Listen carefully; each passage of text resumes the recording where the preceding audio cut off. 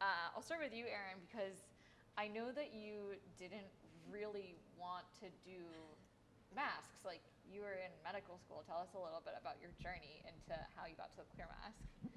Yeah, so I started Clear Mask right out of my master's, and I was originally intending to go to medical school, and I applied and I got in. In the summer before, one of my friends had to have surgery, and she's deaf, so she lip reads. And when she got into the operating room, all the doctors and nurses were wearing a mask, and she couldn't understand anything that was going on.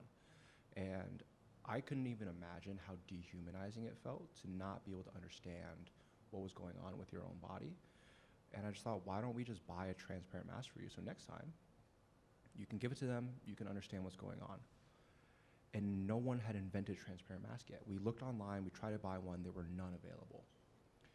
And it was at that point, the reason why I wanted to go to medical school was to help people, right? And I knew in my head, and I think that's why I did my master's, is because I knew once you start that route, you can't come back from that. Like, you are committed. So I decided to withdraw, and I didn't tell my parents, and I knew, like, I couldn't go to medical school and start a company, right? And if my mission and my why is to help people, this is gonna help people. I know it's gonna help people, and I don't need to go to medical school to do that. So I knew I couldn't do both, so I picked and I withdrew and started Clear Mask. Did you have a prototype or anything at that point, or were you just like, this is a market opportunity, let's go? Yeah, I was not that risky. We did have prototypes. We had some investors that were interested, and most importantly, we did enough research and talked to enough lawyers on the intellectual property side to know that we had something that we could patent. And Toby, you had a sort of similar experience, but you were working at Apple. Tell us about that. Okay. So I was working at Apple as a software engineer. I've been a software engineer for many years, through all of my university, all of my college. And then when I graduated, I went to work for the BBC for a while. Then I did a few contracts and worked for a bunch of different companies. But then I was essentially headhunted by Apple to work for them. And it was cool. I mean, Apple's sick. Yeah, especially as a software engineer, I think it was kind of like the pinnacle. Definitely. But I was 24, and I had so many other things I wanted to do. I actually did accept the position thinking I was gonna, like, from day one, I was thinking about that 5-year plaque that you get of like, oh, congratulations, and it's all signed, and I was like, that's gonna be me in 5 years. Yeah, we didn't get there at all. I spent a year and a half with Apple before I realized I kind of wanted to do the same thing, but with other companies, just like lots of different companies. I have so many ideas, and as a software developer and just a technologist in general, you can take the same skills, the same software, the same technique to build like 1,000 different things.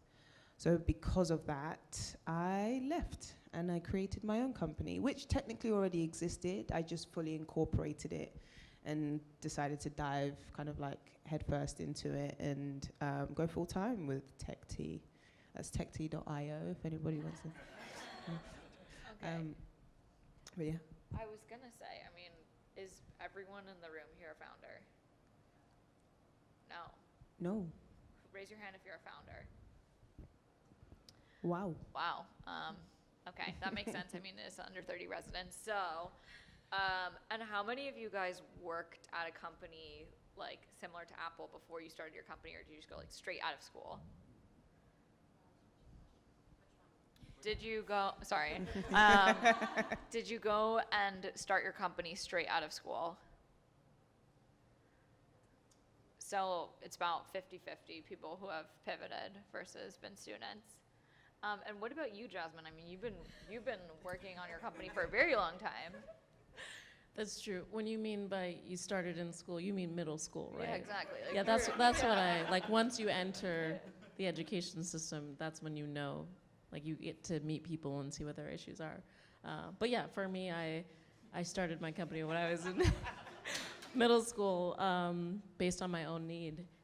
Something that was really personal for me after losing my hair and just realizing that kind of my hair and essentially my obsession with my external appearance really was the foundation of what I thought was my value as a person. And when I lost that, I thought, oh gosh, who am I? And how quickly can I get back to being beautiful again so that I can matter to people? Can you explain your company?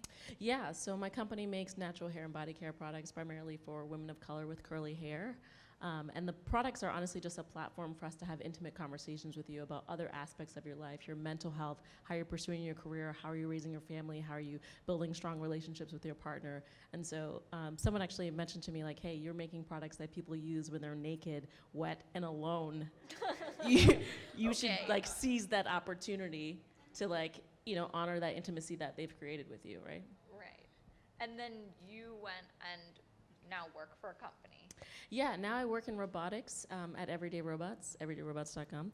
And it's been a long journey. I knew that I wanted to work in robotics ever since I saw Bicentennial Man in 1998. And so it's only taken 20 years to really get to a place that is really pursuing the mission of creating robots that help people in their everyday lives versus warehouse robots or industrial robots that are separate from people. So I think keeping technology as close to people as possible will make it the most effective. And that's very interesting because I feel like most people don't talk about going from being a founder to actually working for a company. How did you decide that you were going to do that? Oh, I never decided. I just did both the whole time. So it's not like I stopped running my company at any moment. It's been 17 years that it's been going on. So I guess at what point in your company's journey did you decide, I'm ready to take on another job? Oh, another job. Well, okay, let's just be clear. The business is the disruption, right? I jokingly say it's the most profitable distraction I've ever had from my, the career that I wanted, right? I didn't want to lose my hair. I didn't know that I could have this impact on women's lives by creating these products. So I studied engineering when I was in high school. It's a program I applied for in middle school before founding my company. I knew that I was going to go to college because even though I had made my first $1 million at 16, Whoa. I knew that I wanted to get a proper education, at least in something. And then, on the flip side of things, I'm like, maybe I should get an MBA and learn how to run this company. But it's been going well so far. I wanted to, and so asking that question more broadly to the group, how did you know to have the confidence to pivot? So I only really and truly ever had two dreams, and that was to be a pilot and then to be an engineer. Somewhere in there, so I was about 12, I was an athlete. By 16, I was on Team GB. What is TGB? Oh, Great Britain's Olympic team, athletic team for running. Oh, okay. And Casual. For years I was running and I was training like a professional athlete I'd be 15, I'd be running against 26-year-olds, 27-year-olds, and it was a career path without me realizing it was a career path. It was when I was 16, I'd signed my contract. I was preparing for the next set of Olympics. 6 months into that, I realized that though I'm good at this, I was pretty good at this. Yeah, I would say that being an Olympian means you're pretty good. I still wanted to do the engineering, but the one thing I'll never forget was the moment in time where my coach looked at me and says, "Toby, quit eating McDonald's because okay, yeah, it's not healthy." However, he said, because when you're doing this in 2 years, 3 years from now, it's going to weigh heavily on your body. And I said, no, 2 years, 3 years from now, I'm going to be at university. It doesn't matter.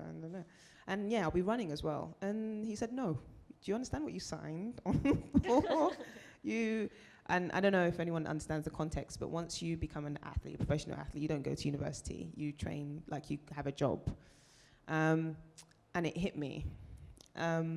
Luckily for me, I was 16, so I was able to crawl out of that contract pretty easily, which isn't necessarily always the case.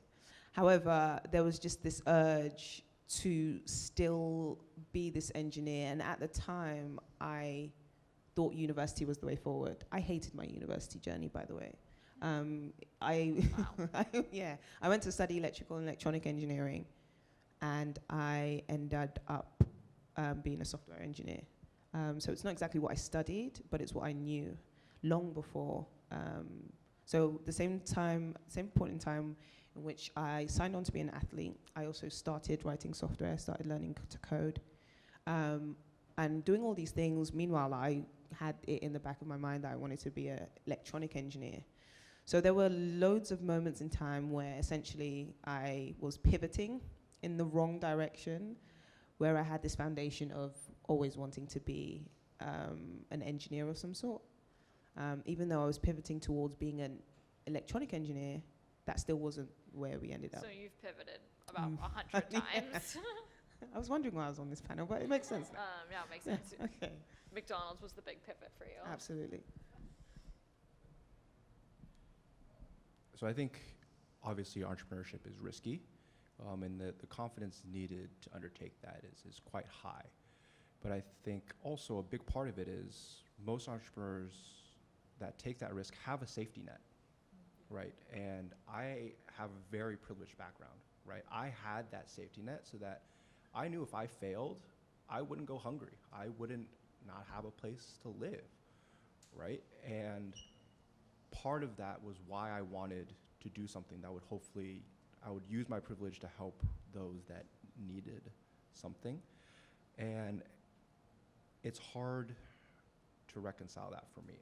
And so I would urge all of you guys to kind of try and support entrepreneurs that may not have that privilege, because that was a main reason of why I was able to do it and why I was successful, is I could take that risk without really risking that much. And I wanted to follow up with you because something I'm very interested in about your journey is that now, New York just lifted the mask mandate. I assume that other states will follow if they haven't already. What are you thinking about your next move? Do you think that you'll always be doing masks, or are you thinking, maybe I'll go in a different direction? I'll probably pivot again at some point. I don't think it's a if, it's a when. But I mean, we developed Clear Mask because there was a clear need for it. Wow, that was not a pun. Wow. Thank you. Okay.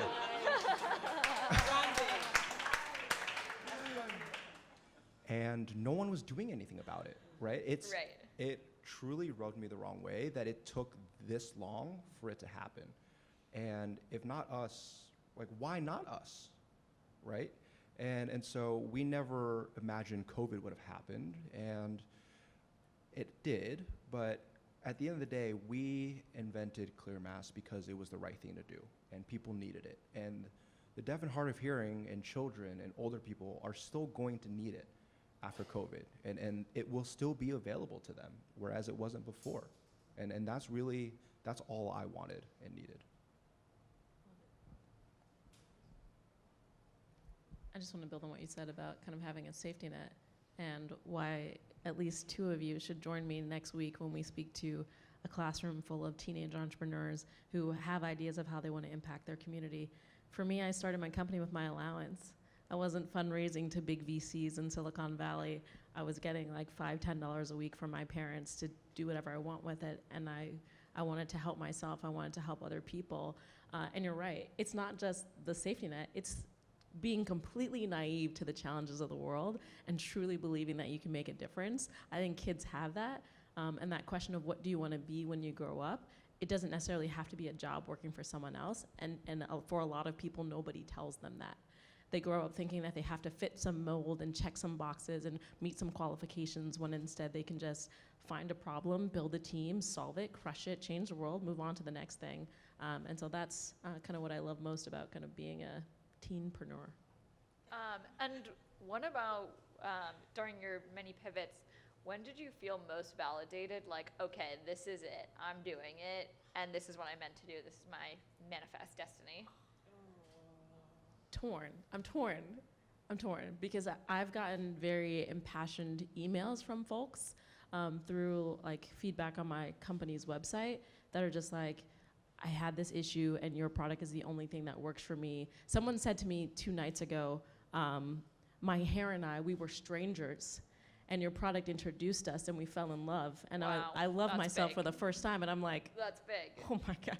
Okay, so if not just verbatim people telling me you're doing what I need you to do, it was sitting on the couch next to Oprah and having her say, I've struggled with this same rejection. I've struggled with people trying to limit me, her, Oprah. She's Oprah now, right? Limit her and her abilities could be just because of the way that she looked, because of the way that her hair, the way that it grows out of her head, shows up on stage and how unwilling people were to accommodate her and what she went through in losing her hair as well. So being there next to somebody who was amazing and incredible and for her to look me in the eye and say, thank you for doing what you do, keep it up, it definitely got me through some of the tough times. I mean, I feel like Oprah validating you is, I mean, okay, fine, you win. It's actually a competition and you won. Congratulations. Thank you. Flex. Yeah, I mean, it's the same thing, right? I tell all the entrepreneurs or people that want to be entrepreneurs that I mentor that you really have to do it and want to do it, and not just for the money. Because the want for the money is not going to get you through the hard times. It's the people that are counting on you to get it done because they need it. And then when you do give it out, the people that are so thankful and so genuinely happy for what you have given them, that they write you letters or they show up at your house somehow. Like, I don't even know how they got my Someone address. showed up at your house. People showed up at my house. That's scary. Super I scary. don't know if that's validating or you need a restraining order. My parents were visiting and they're like, Aaron, some of your friends are here? And I'm like, no one texted me. So I go down and they're like, we got these masks. It was a whole thing. I was like, how did you get my address? But anyway, it's just that validation, right? The need. You have to want to do it for another reason other than the money. Right. Validation is a funny thing for me because I'm very much in an industry where I don't look like the norm. And Tech Tea's been going on since 2017, so we're coming up to 5 years. And it's only really been the last couple of years that I realized that, okay, maybe I'm onto something. And I know that kind of seems a bit wild, considering that you've been doing it for 3 years and you thought, oh, you were just okay or not doing what you should have been doing. But I think it's very important to believe in yourself, even though it's not materializing in the way you think it should. Because software is one of those things where everyone knows it's where the money is, right? So I should have been balling a long time ago. I should have been everywhere. I should have had so much money. I should have flown all of you out to Bermuda. Do you know what I mean? I should have. That was what I thought it was going to be. And just touching again on what Aaron said, it's not about the money. The sheer love of creating software, and I say this all the time, and I know I sound like a dork, but I genuinely enjoy it. And it was that just kept me going, because I always say to people in my team, when, you know, even just clients, and they say, Toby, what you did was brilliant. You did a really great job. We work with an investment bank, and we created a trading platform 3 years ago. And I still get emails about it. And I get scared a little bit, because I always think they're going to email something to do with the fact that it broke or something like that. And in actual fact, they're just like, oh, this is really, really cool. Could we add this new feature? And that comes through at least once a month in my inbox. So it's things like that that definitely make me feel really good about the decisions I've made. However, even where I stand right now, it's still very hard. For a business like mine, to be in software is to be evolving, changing, updating, growing consistently. And for that, it's almost always a race. And then to feel like you're not quite where you should be, or you should be, it can be tough. So for me, it's just the love of what I'm doing that keeps me going, to be frank. Yeah, I mean, love is amazing, but Imposter syndrome is really hard. How do you manage that? Besides love, maybe something more specific. I used to lie to myself. Or Okay. like oh my gosh, I'm so fabulous. And I was like shitting bricks, for the lack of a better phrase.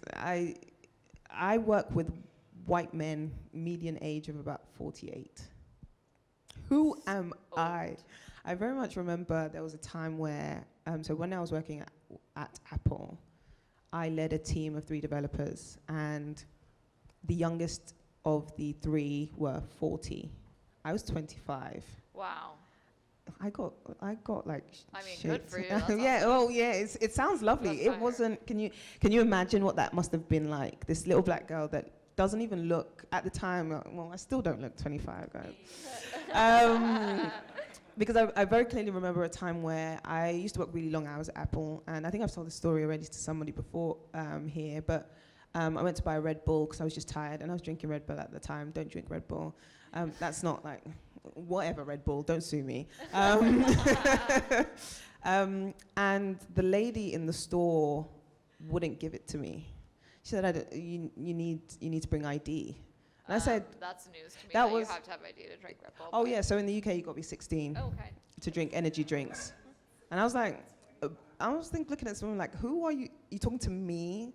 My team is across campus, and I need Red Bull because I'm tired. And she says, no. She made me walk back and bring my ID. And I was 25. That's insane. So there was a lot of the time, and even now, still very much, I meet people I'm supposed to be talking to and creating business with, and they just don't see me, or they disregard my existence. I think there's an extra special layer being a young black woman in there. Being a woman, being black, being young is kind of like the holy trinity of like, just ignore her.